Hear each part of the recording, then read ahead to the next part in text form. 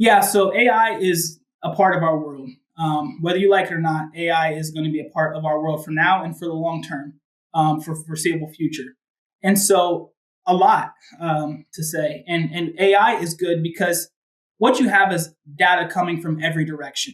To have a singular person to be there and ingest all this data and be able to give effective alerts is it's an impossible ask. Use AI as a first line defense to incorporate all this data to be able to set initial alarms and then having an expert to filter out those alarms, to filter out the false positives, to filter through the legitimate concerns, and then using AI to build a stronger machine learning process moving forward. And so AI is very heavily invested into a lot of solutions.